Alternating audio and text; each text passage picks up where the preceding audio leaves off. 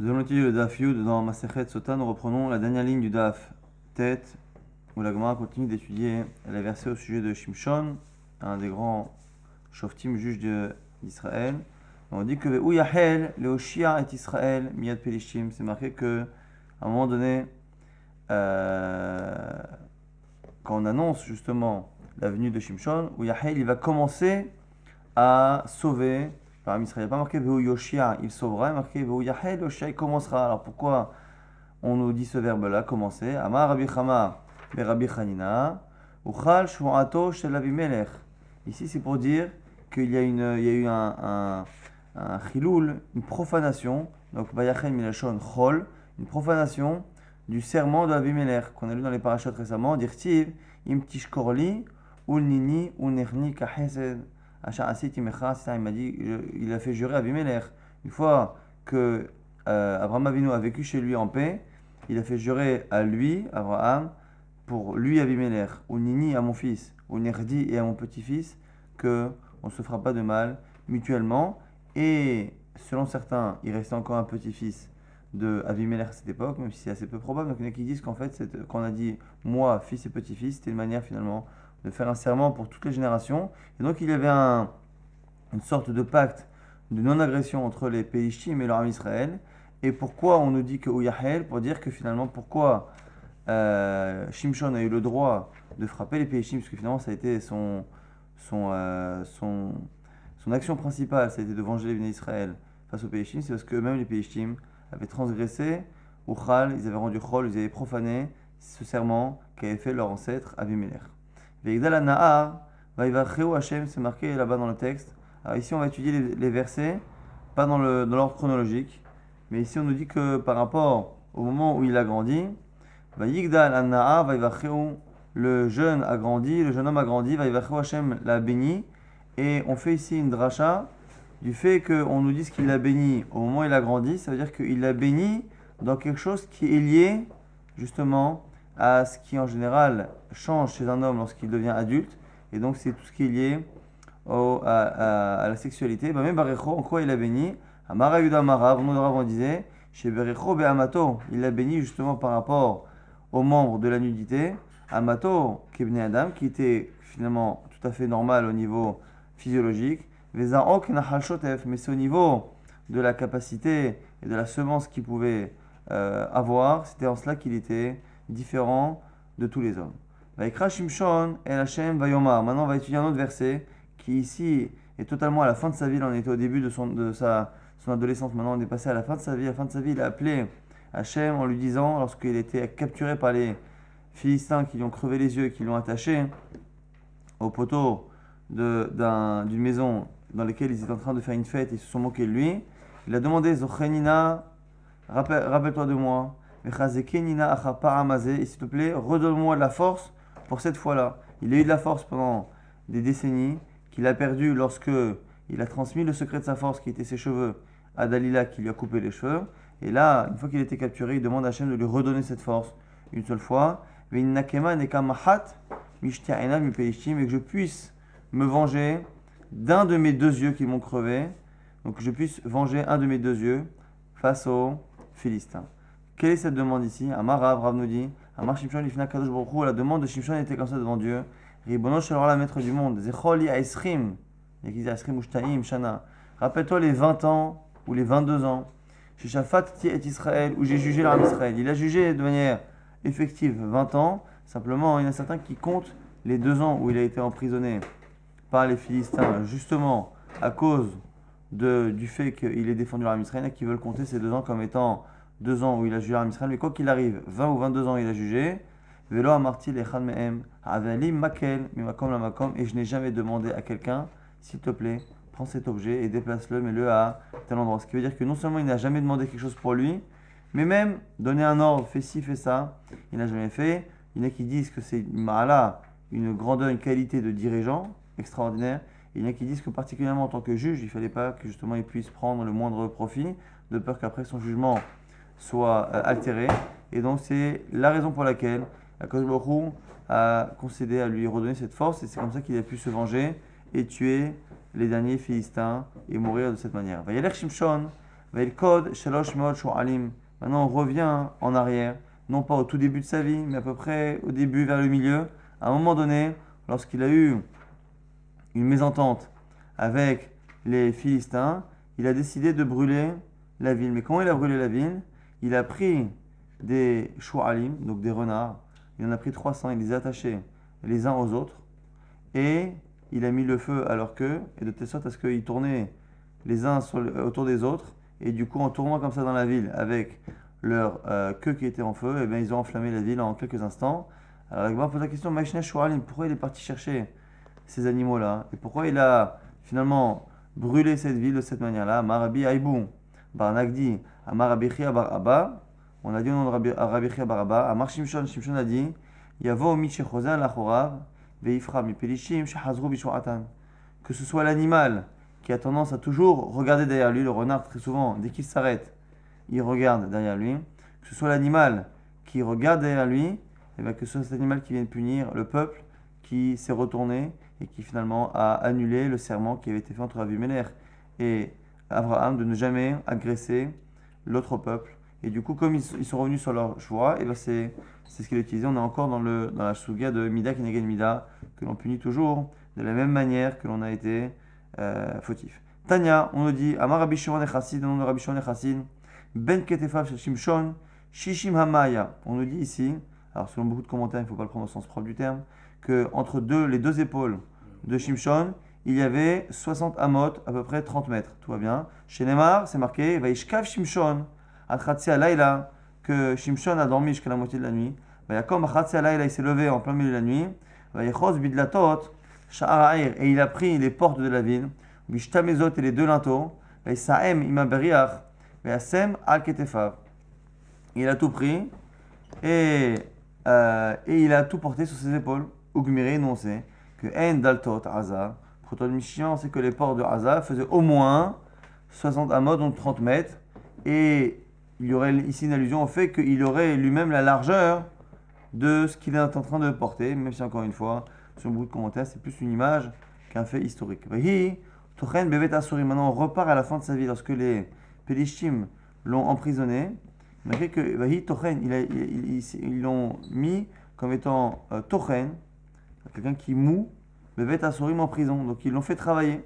Ils l'ont fait travailler sa force. Le Midrash nous dit ici, Amar Rabbi Yochanan, En Techina et la Lashon Avera. Ici, Techina, moudre, c'est un langage qui est utilisé par les Chachamim et donc selon le Midrash, ici par la Torah, pour parler ici de relations interdites.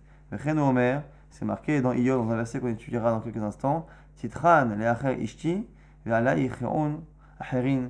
Même si ma femme me trompait, que Titran, elle serait moulue entre guillemets, les Acher avec un autre. Et bien du coup, on voit ici que la Techina, c'est une manière ici de jolie, en tout cas allusive, de parler de la relation. Et du coup, nous dit Rabbi Yochanan, Melamed shekol echad vechad evilo et ishto leveita asurim kedei shetit'aver emeinu. Que chacun lui a amené sa femme en pensant que sa force à Shimshon était génétique, que les hommes amenaient leurs femmes pour justement qu'elles puissent tomber enceintes de lui et avoir des enfants qui étaient giborim.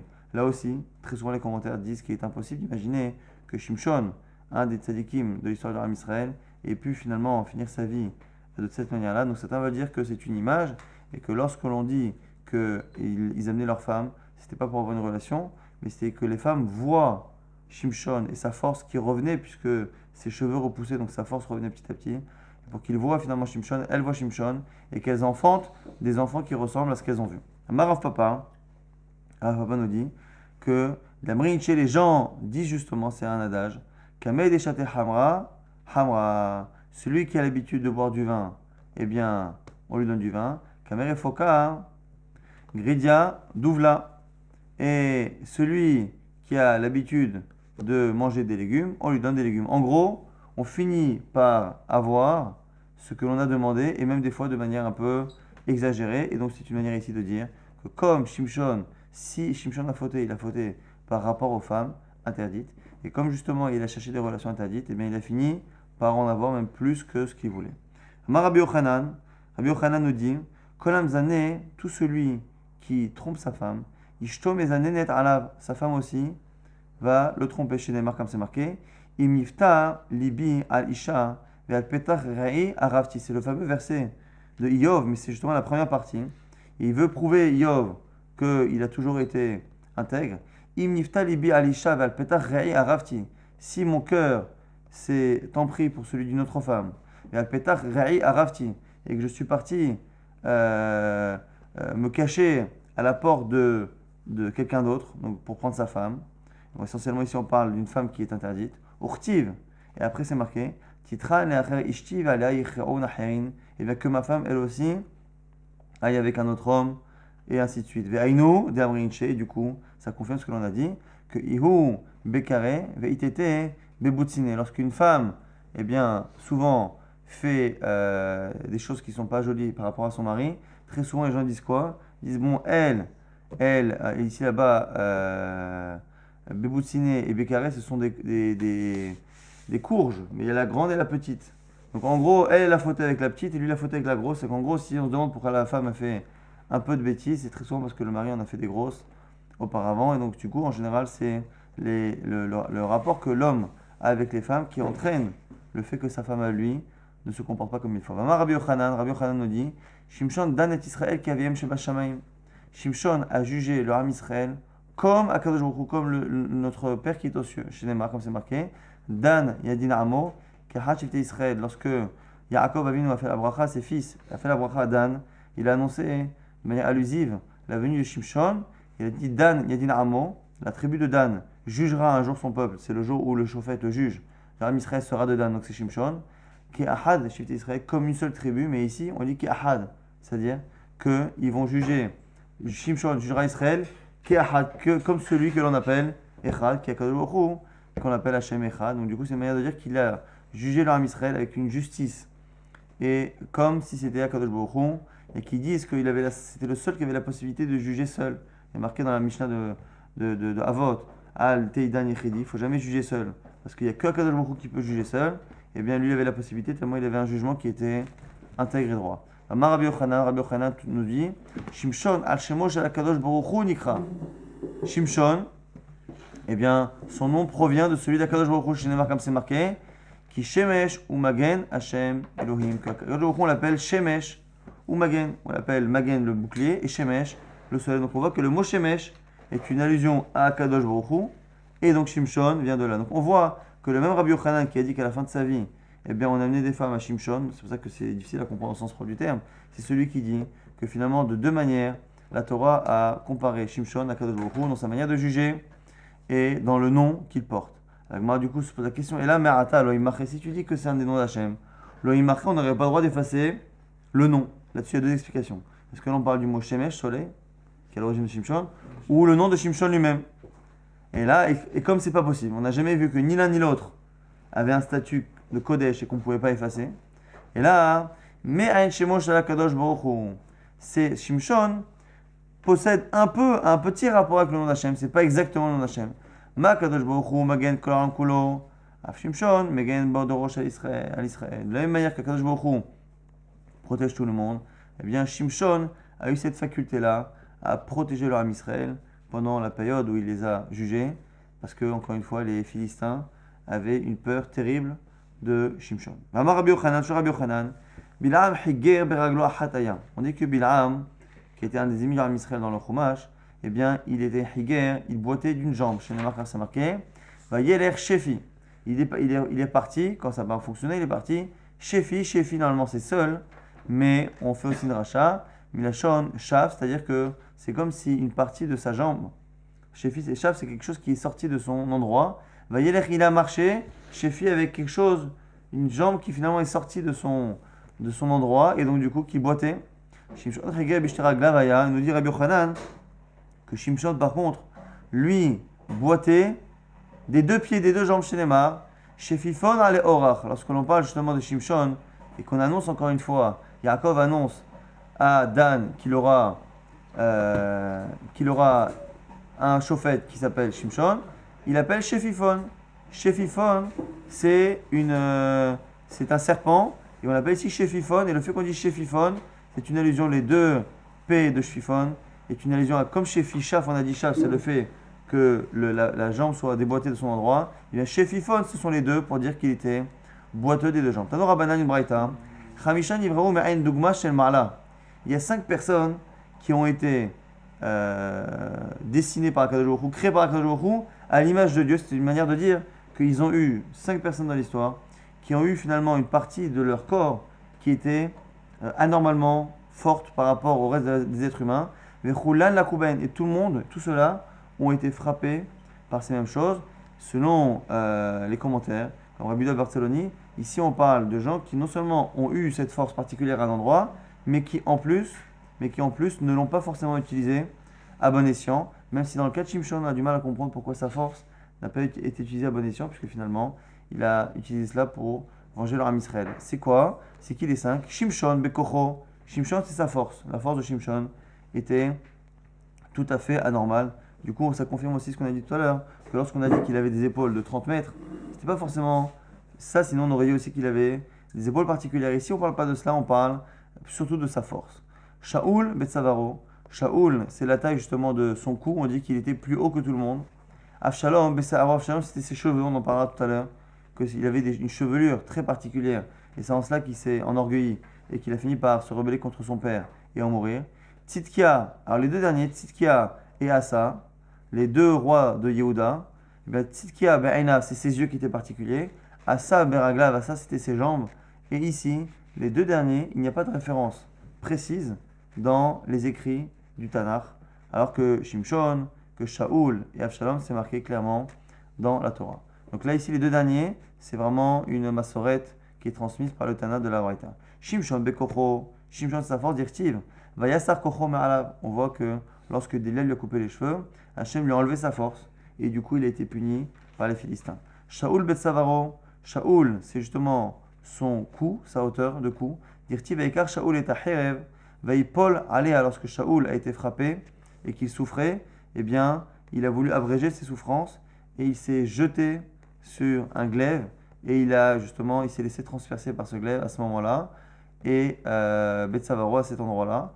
Et du coup, on voit qu'il a été touché à cet endroit-là, même si il faudrait comprendre en quoi c'est cet endroit qui a servi à la faute. Avshalom, Avshalom, c'est par ses cheveux, qui est les Memar Kaman, comme on va étudier dans quelques instants. Tzidkia Be'enav, Tzidkia c'est avec ses yeux, Dirtiv, Ve'et Aine Tzidkia Iver.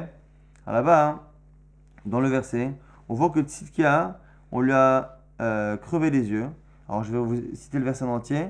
Ve'et Bene Tzidkiaou, Shahatu La'enav. Il a d'abord tué les enfants de Tzidkiaou, les Ainav, à ses yeux. Ve'et Aine Tzidkiaou Iver. Et les yeux de Tzidkiaou, il a aveuglé. Alors ici, le fait que l'on mette dans le même verset les deux choses, et le fait qu'en plus, quand on dit qu'il a tué devant lui, on dit à ses yeux, le Midrash a l'air de comprendre qu'en fait, le roi a voulu tuer Tzidkiaou Amelech, il n'arrivait pas à lui crever les yeux, et la seule manière finalement qu'il a trouvé pour l'aveugler, c'est de tuer ses enfants à ses yeux, et c'est le malheur et les pleurs qu'il a eu à ce moment-là qui ont le rendu aveugle. C'est comme ça que le Midrash a l'air de déduire qu'il avait des yeux particuliers à tel point qu'il n'arrivait pas à le rendre aveugle. Après, on voit l'histoire de Asa Beraglav Dirtiv, Rak le'ed ziknato halat raglav. C'est seulement à un âge très âgé qu'il a commencé à avoir ses pieds qui sont malades. Donc du coup, on voit qu'à la fin de sa vie, il a été touché par ses pieds. Et ça aussi, encore une fois, c'est une Kabbalah que l'on sait, transmission, qu'il avait des pieds particuliers, des jambes particulières. Amarav Yuda Amarav, Shahazato, Podagra. On nous dit ici qu'il a eu une maladie qui s'appelle Podagra. Amarle Marzoutra, Beren Rav Nachman, on a demandé à Rav Nachman, Echidame Podagra, ça ressemble à quoi cette maladie Podagra qu'il a eu dans les jambes? Amarle Kemachad Bebasachai. C'est comme une aiguille dans la chair, c'est comme si on passait son temps à mettre une aiguille dans la jambe. Donc c'est la souffrance qu'il a eue à ça à la fin de sa vie dans ses jambes, qui était la partie la plus impressionnante qui existait. La Gemara pose la question, Menayada, d'où Rav Nachman a l'air de savoir que cette maladie, la podagra, elle a cette souffrance. La Gemara répond de manière. Il y en a qui disent que Rav Nachman lui-même a eu cette maladie, donc c'est pour ça qu'il connaissait. Mais Rabbi Shamarle, il y en a qui disent que c'est son maître qui lui a dit. Les Kadamra, il y en a qui disent que Sod Hashem Lirav, ouvrito leur diable, que Kadosh Baruch Hu donne des secrets à ceux qui le craignent. Et c'est ce qu'on avait utilisé récemment pour expliquer ce que la Torah, la Gemara rapporte souvent, pour justifier que quelqu'un soit au courant d'une information, même si scientifiquement et techniquement, à ce moment-là, il n'a pas les clés pour le savoir. Sachant qu'ici, la Gemara, quand elle demande d'où il le sait, c'est pas une vraie question. Parce qu'on a eu il y a plein d'exemples dans la Gemara où on voit que tel Rav ou tel Rav connaissait cette maladie, comment elle fonctionne et ce qu'elle fait. Mais la Gemara demande juste, on sait, juste pour nous rappeler qu'il y a une discussion sur l'origine de la connaissance de Rav Nachman. Est-ce qu'il le savait par Yirat Shamayim, est-ce qu'il le savait par son maître, est-ce qu'il le savait parce que lui-même avait été touché par cette maladie. En tout cas, on a vu les 5, Shimshon, Shaoul, Avshalom, Tzidkia, Asa, qui ont chacun une bracha particulière, respectivement, dans leur force, dans leur cou, dans leurs cheveux, dans leurs yeux et dans leurs pieds, et qui n'ont pas a priori utilisé forcément ces forces-là à bon escient, eh bien chacun a été frappé dans ces endroits-là. Darash Rava nous dit Mipnema Nainash Asa. Pourquoi Asa, le dernier roi qu'on a cité, pourquoi il a été frappé? Mipnesh Asa Angreya et Talmidei Chachamim. Parce qu'il a abusé des Talmidei Chachamim. Les Talmidei Chachamim, normalement, étaient exemptés des impôts et de surtout tout ce qui était impôts et tout ce qui était participation financière ou physique à la guerre. Lorsque les rois faisaient une guerre, ils levaient souvent de l'argent et ils demandaient aussi la présence de soldats. Les Talmidei Chachamim, ceux qui étudiaient la Torah, qui étaient Talmidei Chachamim, étaient exemptés de tout cela. Et on va voir dans la suite que finalement Asa, lorsqu'il a fait la guerre, il a appelé tout le monde. Shnema ve'a melech Asa, ishmiya et kol Yehuda en naki. Lorsque Asa a appelé tout le monde, il a rassemblé tout Yehuda, tout le royaume, en naki, sans personne qui pouvait être acquitté de cela. Maï en naki, c'est-à-dire quoi en naki? Amarav Rav disait, afilu chatan mechedro vechala mechupato. Même le chatan et la kala qui venaient de se marier, à la sortie de la choupa, ils étaient appelés pour la guerre, et donc a fortiori les Talmidei Chachamim, qui normalement sont encore un peu moins exemptés que les Chatanim.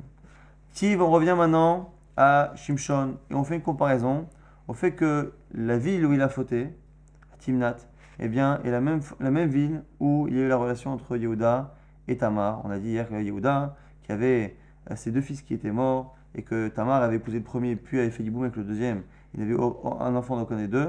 Et elle attendait que Yehuda lui donne son 3e fils, qu'il n'a pas donné. Elle a fini par faire en sorte, de manière cachée, que Yehuda ait une relation avec elle, et qu'elle finisse par avoir un enfant de ses descendants. Ktiv Yered Shimshon Timnata. Shimshon, c'est marqué qu'il est descendu vers Timna. Urtiv, c'est marqué pour Yehuda. Comment elle a su, Tamar, que Yehuda venait et qu'elle a pu justement se cacher et le faire fauter? Ine Chamir Ole Timnata. Et voici que ton beau-père monte à Timnat. Alors, je me pose la question. Timnat, c'était en hauteur ou c'était une région basse ou une région haute? Une fois on y monte, une fois on y descend, on a du mal à comprendre. Amar Rabbi Lazar dit, ici on ne parle pas de montée ou de descente physique, on parle au niveau spirituel. Shimshon, Shimshon qui finalement, c'est pas forcément illustré par ce qui s'est passé à Timnat. Ktiv Beyerida, on en parle comme une descente. Yehuda Shenita Alaba, Yehuda qui finalement a eu cette relation qui a fait sortir finalement l'ancêtre de David Amelech et du Mashiach, eh bien il a été élevé par cela. Ktiv Be Alia, c'est pour ça qu'on parle de Alia. Donc première réponse de Rabbi Lazar qui dit que finalement monter et descendre à Timnat, dans ces 2 endroits-là, dans ces 2 cas de la Torah, on ne parle pas de monter ou de descendre physique mais spirituel. Rav Shmuel Bar Nachmani Amar, Shete Timnaot Hayu. Autre réponse, il y avait 2 villes de Timnat. Chada Berida et Chada Ba. Il y a une qui était en hauteur, une qui ne l'était pas, et du coup, on ne parle pas du même moment, sachant que dans l'époque du Tanakh, il y avait très souvent des villes qui avaient le même nom. Rav Papa Amar, 3e réponse. Chada Timna, il y avait un seul Timna, Havaï. Des Ate Mehai Gisa Yerida ou des Mehai Gisa Alia, ça dépendait d'où on venait. Parfois on devait y monter, parfois on devait y descendre. Kegon, Vardonia ou Bebare Veshuka, des Neresh, comme certaines villes que l'on trouve chez nous en Bavel, Vardonia, Bebare. Donc en fait, en général, une ville est soit au-dessus d'un mont ou d'une montagne, soit en bas. Rarement dans le dénivelé, mais en Bavel ça arrivait. Et du coup, propose ici à Rafaba de dire que ces villes de Timnat étaient en plein milieu d'une ascension. Donc ceux qui étaient au-dessus, dans un village au-dessus, eh bien pour y aller, étaient obligés de descendre. Et ceux qui habitent dans un village en dessous est obligé de monter pour y aller. C'est une troisième manière de répondre à l'apparente contradiction qu'il y a entre Shoftim et le livre de Bereshit. On nous dit que Tamar, avant de voir Yehuda, va Teshev, elle s'est assise, elle s'est installée, Petach Ainaïn, à la porte des yeux. Et là, ici, on a un problème avec cet endroit, c'est qu'on n'a jamais vu d'endroit dans la Torah qui s'appelle Petach Ainaïn. Et du coup, si le Tanar, par ailleurs, la Torah ne nous dit pas quel est cet endroit, on a du mal à comprendre pourquoi on nous dit le nom, puisque finalement, on n'a aucune manière de savoir où c'est. Alors du coup, la Gemara dit que Petach Enaim, c'est aussi une allusion à autre chose, c'est pas réellement le nom de l'endroit, c'est une allusion. Amar Rabbi Alexandrie, mais la mèche halakha veyashvala bepitro shel Avraham Avinu. Ça vient nous apprendre qu'elle s'est assise à la porte d'Avraham Avinu, makom shekola enaim sofot li'oto, l'endroit où tout le monde tourne ses yeux pour voir ce qui va arriver. Alors là aussi, encore une fois, les commentaires disent que Timnat n'était pas à l'endroit où Avraham Avinu a séjourné, quelles que soient les pérégrinations d'Avraham Avinu, il n'a pas été à Timnat. Et du coup, ici, ce qu'on nous dit, c'est que quand on dit qu'elle est allée à la porte d'Avraham Avinu, c'est qu'elle est venue avec l'idée d'avoir une descendance avec justement Avraham Avinu, donc par l'intermédiaire de Yehuda, et que les yeux qui regardent tout, c'est le fait qu'on soit ici à un carrefour de l'histoire, que justement c'était la descendance d'Avraham Avinu et l'ascendance du Mashiach qui était en train de se jouer. Rab Chanin Amar, Makom Hu Sheshma Enaim. Lui, il propose à Khani qu'il y ait un endroit qui s'appelle Ainaim, Vechen Omer, Tapouach vers Ainam. Ici, tu as un verset dans Yoshua qui dit Tapouach vers Ainam, et Ainam là-bas, ça a l'air d'être un endroit, ça ressemble à Ainaim. Autre explication, pourquoi on appelle ça Petach Ainaim, Rav Shmuel Bar Nachman Yamar, Shinatna Ainaim Lidvaria, Keshet Avra, car elle a donné des yeux à ses paroles lorsque Yehuda a voulu avoir une relation avec elle. Donc, lorsque Yehuda a eu une relation avec elle, on dit qu'elle a donné des yeux. Alors, c'est quoi des yeux? On a vu hier déjà que plusieurs ont fauté avec les yeux, dont Shimshon. Mais là-bas, quand on parle de des yeux, c'est pas qu'il a fauté en voyant, c'est parce qu'il a dit sur la femme, justement, qui était philistine, il a dit, c'est celle-ci que je veux, qui yashra ba'inai, car c'est elle qui a trouvé grâce ou qui est droite à mes yeux. Donc, ce qui veut dire que très souvent, les yeux, lorsqu'on parle des yeux, on dit qu'il y a beaucoup de gens qui ont fauté par les yeux. Chava, elle a fauté par les yeux en voyant le fruit. Et Aïssa a fauté, Vaya Aïssa, Kira Benot Kinaan. Très souvent, lorsqu'on parle des yeux, on ne parle pas de la vue, mais on parle de la réflexion et de trouver finalement une logique à la chose. Et donc, très souvent, lorsque Aïssa a vu que son père n'aimait pas les femmes, il a pris d'autres femmes. Il s'est trompé parce qu'il aurait dû divorcer les premières, et ainsi de suite. Reya, c'est très souvent le fait de comprendre quelque chose. Le Rambam explique que la Reya, on appelle ça Reya, parce que lorsque la personne comprend quelque chose et y croit très fort, eh bien ça ressemble à la Reya, à la vue qui est finalement le sens auquel on accorde le plus de confiance. Et donc elle a donné à Enaïm, elle a donné une logique à cela. Lorsque Yehuda a voulu avoir une relation avec elle, il a eu peur de faire quelque chose d'interdit. Et donc du coup, c'est elle qui a à chaque fois expliqué à Yehuda qu'il n'y avait pas d'interdit. Ah Marla, il lui a dit, Shema Nochit At, peut-être que tu es étrangère dans le sens où tu fais de l'idolâtrie et qu'on n'a pas le droit d'avoir une relation avec une idolâtre. Amrala lui a répondu, Guilloret Ani, non, je suis converti. Alors ici, pas au sens moderne du terme, mais dans le sens où je ne pratique pas l'idolâtrie et je me suis converti au monothéisme. Shema Eshet Ishat. Alors il lui a dit, peut-être que tu es une femme mariée. Amrale, Pnouyani, elle lui dit non, je ne suis pas mariée. Shema Kibelbach Avir Kiddushin, peut-être que ton père a accepté un mariage pour toi lorsque tu étais jeune. Alors elle lui a répondu, Amrale, Yetoma Ani, je suis veuve, je n'ai pas mon père. Shema Atmeat, il lui dit peut-être que tu es interdit, tu es impur, c'est-à-dire que tu es Nida. Amrale lui a dit non, Théora Ani, justement je suis pur, donc ça veut dire que depuis la dernière fois où elle était Nida, elle...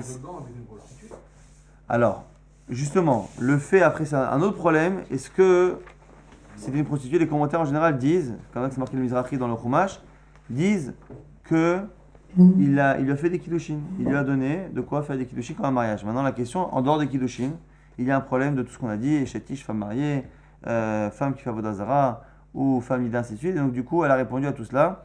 Et au passage, le fait qu'on nous dit ici, c'est une version de la Gemara qui pense qu'elle était orpheline. Si elle était orpheline, du coup, même le mariage qu'il y a eu avec les fils de Yehuda n'était pas réellement valide. Puisque lorsque le père est vivant, il peut marier sa fille.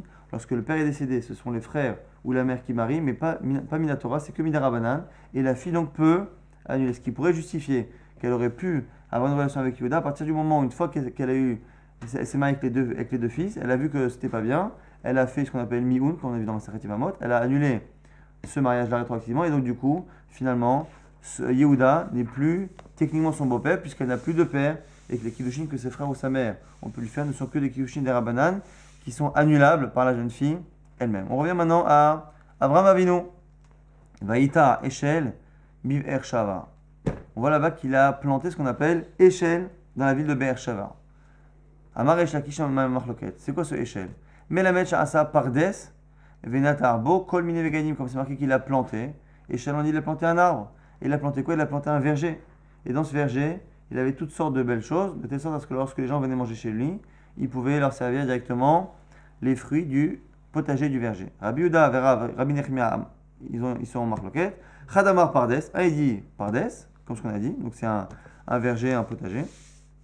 Chadamar Pundak, et un autre qui dit que c'est Pundak, il a mis un endroit, un dortoir, une sorte d'hôtel pour que les gens puissent se reposer. Alors il m'a dit Bish, la malemande Amar Pardes, celui qui dit que c'est un verger, je comprends, il nous dit Vaïta, et je peux comprendre pourquoi on appelle ça planter, on plante des arbres. Par contre, et là les mandama, Pundak, Maïvaïta, celui qui dit qu'il a installé un hôtel 5 étoiles, on ne peut pas parler de planter normalement. Réponse, que dire-t-il? Vaïta, Ahole, Afaddano, c'est marqué que là-bas, les tentes, Vaïta, elles ont été plantées, donc c'est un passouk dans Daniel, même si je me demande pourquoi on ne dit pas qu'il y a un passouk aussi dans Avraham qui dit Vaïta, Aholo, qu'il a planté sa tente à l'endroit, à Shanata Aholo Batechila, où il avait planté sa tente au départ. Je ne sais pas pourquoi ici. La Gemara va chercher dans Daniel un passouk qui a l'air d'être rapporté non seulement dans Bereshit, mais dans Avraham, Avinu lui-même. Vaikra Sham, Beshem Hashem El Olam, c'est marqué là une fois qu'il a planté donc soit ce verger, soit cet hôtel, eh bien, il a appelé là-bas Hashem, le Dieu du monde. Amaresh Lakish, Atikre Vaikra, ne dit pas Vaikra qu'il a appelé ou qu'il a imploré. Et là, Vayakri, il a fait implorer, il a fait appeler. Que, en fait, le fait qu'il appelle Hashem, il le faisait tout le temps. Mais ce qui est intéressant ici, c'est qu'il faisait appeler, il faisait implorer les gens le nom d'Hachem. Mais la Med, chez écrit Avraham Avinu Lishmosh Talakadosh Baruchu, Bepe Kol Enver Vachav, qu'il faisait implorer, remercier Hachem à tous les gens qui passaient chez lui. Ketzad, comment faisait-il? Lachar Shachlo Veshatou, Amdou Levarecho. Une fois qu'ils avaient mangé et bu, les gens voulaient le bénir. Amar Lahem, il leur disait, Vechi Micheli Achatem. Est-ce que c'est le moi que vous avez mangé? Micheli Loki Olam Achatem. C'est le Dieu du monde qui vous a donné à manger. Hodou Veshabechu Varechu, Lemi Shama Vaya Olam. Levez-vous et remerciez Hachem qui a justement créé le monde, qui vous a donné à manger. Et le Midrash nous dit que ceux qui refusaient, eh bien, étaient obligés du coup de payer leur repas au prix d'un repas en plein milieu du désert. Donc du coup, très souvent, c'était pas intéressant.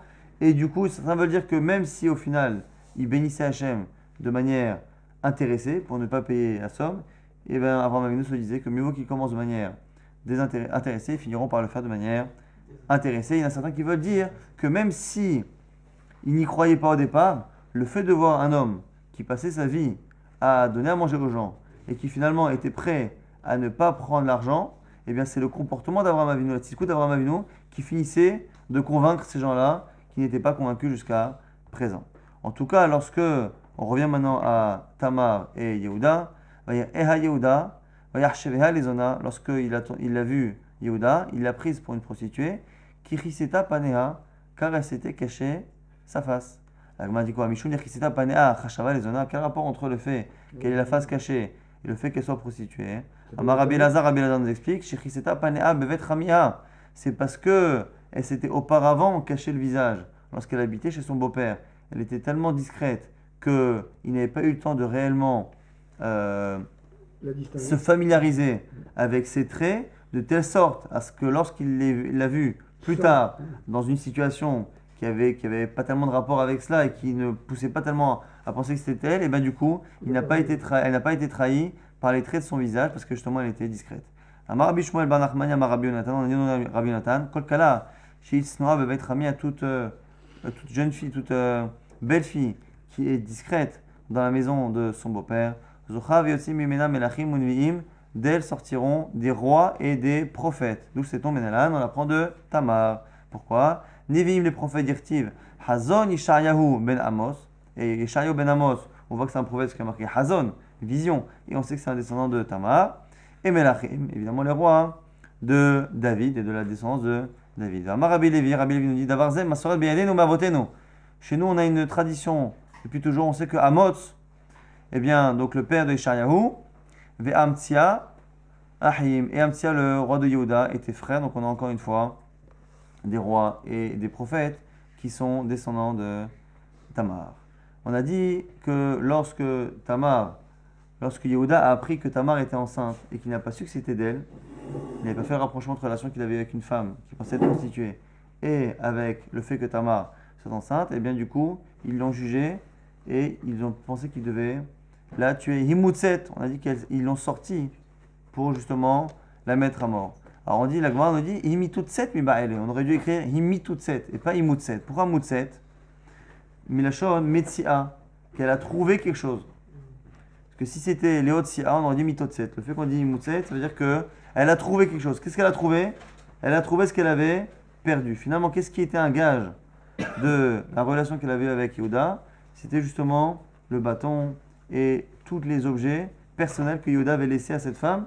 Justement, en attendant de la payer, elle les avait gardés pour prouver que c'était de Yehuda qu'elle avait eu cette relation. Et du coup, pourquoi Moutset? Pour dire qu'elle avait perdu ces objets et qu'elle les a retrouvés. Amar Rabbi Elazar, une fois qu'elle a retrouvé ces signes, Bas Samael veri Hakan, il y a un mauvais ange qui les a éloignés, Ba Gabriel vekirvan, il y a un bon ange, l'ange de Israël qui est venu les rapporter. C'est comme ça qu'elle les a trouvés. Himutset. Une autre directive, c'est marqué, Lamnatseach Alionat Elem Rechokim David Mirtam. Dans Télim, c'est marqué Lamnatseach Alionat Elem, sur la colombe Elem, on va dire Ilem, il a choisi Ilem qui est muette, et Rechokim au loin, les David, et pour David, Mirtam. Et on va essayer de comprendre ce que ça veut dire. Amar Rabbi Yochanan, Mishash Ithaku Simanea, une fois qu'elle a perdu ses objets, ses signes, Naaseh Keyona Ilemet, elle est devenue comme une colombe muette. Colombe parce que ça représente l'âme Israël, et muette parce qu'elle n'avait plus rien à dire, elle ne pouvait plus se défendre. Les David Mirtam, pourquoi après on dit les David Mirtam? Parce qu'elle a eu comme descendant de cela David. Et pourquoi Mirtam? Chez Hassan Mimena David Shaya, Mach Vetam. Premier avis, Mach Vetam, qui était toujours Tamim, Tam Bedarko, c'est-à-dire qui se comportait comme il fallait. Davar Acher, Mirtam Shaya, Makato Tama. Mirtam, ça veut dire Maka, To, l'endroit de la blessure, donc Samila. Tama était parfait, c'est-à-dire qu'il est né directement circoncis. Shinolad Kishomaru, Davar Acher, autre pshat, Mirtam pour David, Keshem, Shebekatnuto, Iktin Asmo, et Tselmi Shegadol, mais de la même manière que lorsqu'il était petit, eh bien, il acceptait de se rapetisser par rapport aux autres, l'ilmo Torah pour apprendre la Torah, car Bigdulato, pareil lorsqu'il était grand, et c'est marqué, c'est ce qu'on a vu dans Masechet Brachot, et qu'on voit à plusieurs reprises, que même lorsque David Amelech était roi et Temil Chacham, il disait que tout ce qu'il enseignait, eh bien, tout ce qu'il disait, eh bien, toujours il demandait à son maître, Mipi Pochette, est-ce qu'il y a fait Danti, il a fait Charti, est-ce que j'ai bien fait, est-ce que j'ai bien jugé, est-ce que j'ai bien dit que c'était cachère? On voit qu'il avait une très très grande anava par rapport à tout ce qui était l'étude de la Torah. 3 pshatim pour expliquer ce que veut dire Mirtam par rapport à David Amelech. Veish alachal hami alemor, et on a dit qu'elle a envoyé ces signes à son beau-père, donc à Yehuda, les morts en disant les ish ashael lelo anochi hara, à celui à qui appartiennent ces objets, de celui à qui appartiennent ces objets, je suis enceinte. C'est une manière détournée de dire d'encourager, d'inviter en tout cas, d'inviter Yehuda à avouer que c'était de lui qui a été enceinte ou pas. Alors la Gemara, du coup, ici, elle s'étonne, elle dit Veteima Lemema, mais pourquoi elle ne l'a pas dit clairement? Parce qu'ici, c'était sa vie qui était en jeu. Et normalement, on n'a pas le droit de prendre un risque par rapport à sa vie. Même pour la Torah, normalement, on transgresse toute la Torah pour justement sauver sa vie. Donc, comment Tamar a pu prendre le risque que Yehuda n'avoue pas et finalement prendre le risque de mourir? La Gemara de la déduit que si elle ne l'a pas fait, c'est que finalement, on ne doit pas faire honte à quelqu'un en public. Amarav Zotra Bartuvia Amarav, on nous dira. Amrela, Amarav Chana, Barbizna, Amar Rabbi Shimon Bar Chassida, autre version qui dit que c'est au nom de Rabbi Shimon Chassida. Amrela, il y en a qui disent Amar Rabbi Yochanan, Mishon Rabbi Shimon Bar Yochai, que c'est au nom de Rabbi Shimon Bar Yochai, qu'il arrive. Noach lo la Adam, Shepil Asmo le Tor Kifshan Haesh. Mieux vaut se jeter dans une fournaise, ce qui a failli arriver finalement à Tamar. Et Ayal bin Pene Havero Barabim, plutôt que de faire honte à quelqu'un en public. Mais d'où l'apprend-on de Tamar, qui sinon aurait dû tout faire pour sauver sa vie et dire les choses de manière claire. Si on se demande pourquoi ça ne fait pas partie des mitzvot que les 3 mitzvot qu'on ne doit pas transgresser pour sauver la vie de quelqu'un. Il y a qui disent c'est parce que ça fait partie du meurtre et que le fait de faire honte à quelqu'un en public fait partie du meurtre. Et certains veulent dire que c'est parce que c'est pas une mitzvah qui est marquée clairement dans la Torah, c'est pour ça que ça n'est pas cité dans la liste, mais réellement, ça en fait partie. On a dit qu'elle a demandé à Yehuda, Akerna, reconnais s'il te plaît. Donc on voit deux choses. Akerna, c'est s'il te plaît, on va en parler dans la suite. Mais elle lui dit Akerna, cette expression, quand on connaît le Chumash, on se rend compte que c'est l'expression que Yehuda lui-même a dit à son père.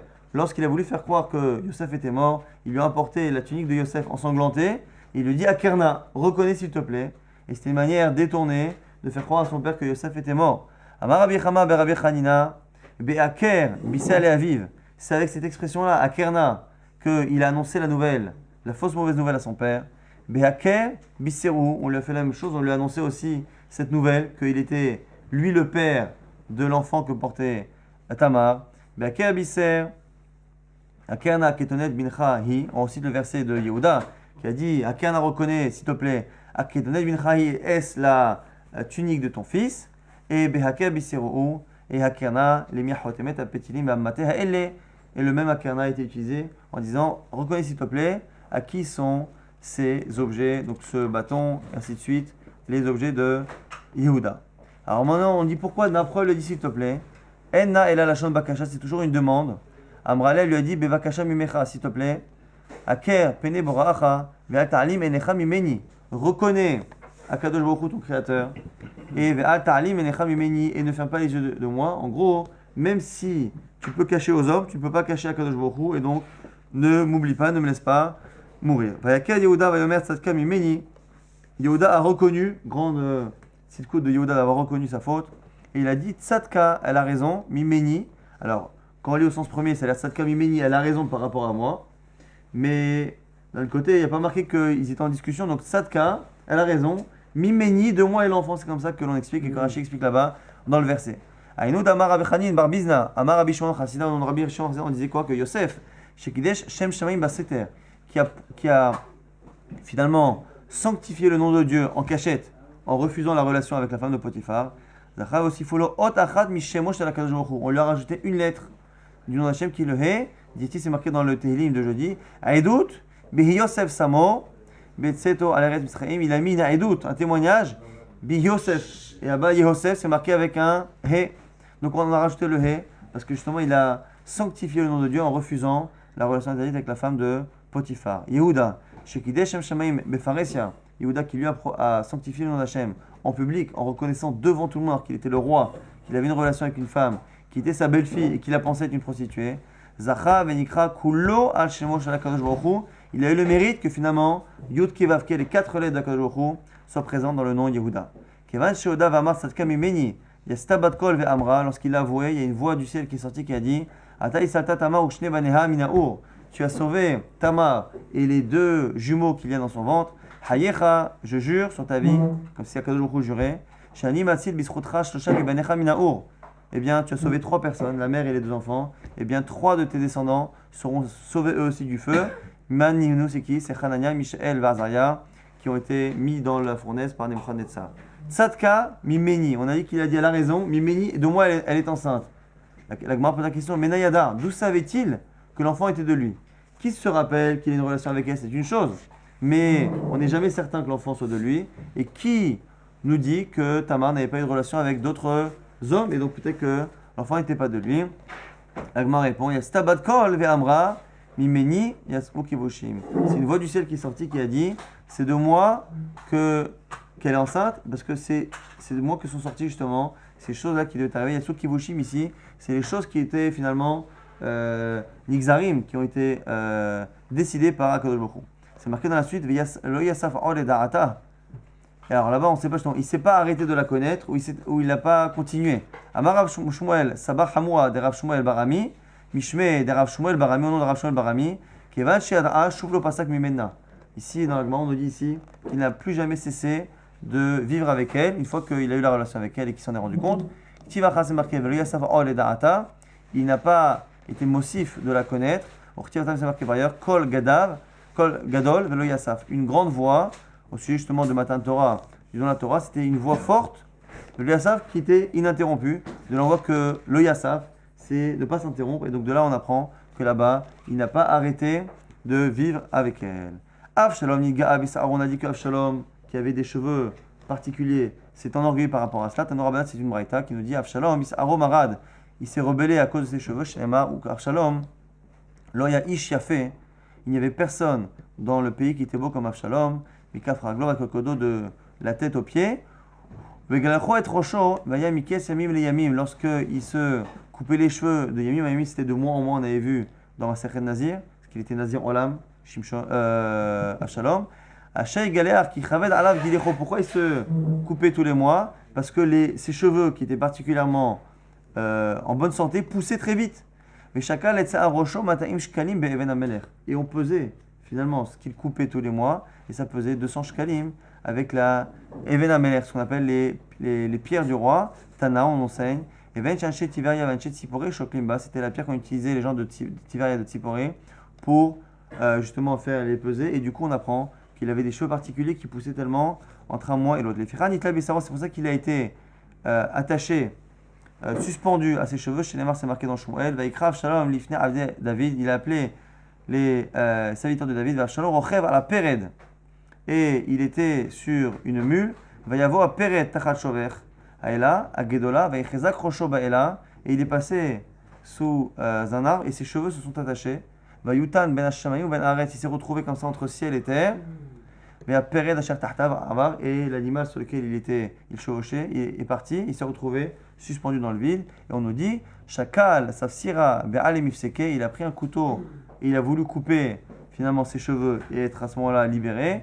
Et on nous dit que dans un des Rabbi Shmuel, on enseignait que Beotash Anivkar Sheol Mitartav, qu'à ce moment-là, les abîmes se sont ouverts sous lui, donc il ne pouvait pas non plus se libérer. Et on nous cite un dernier verset qui nous parle de la tristesse de David Amelech lorsqu'il a appris la mort de son fils Avshalom, malgré la rébellion, malgré tout le mal qu'Avshalom a fait à son père.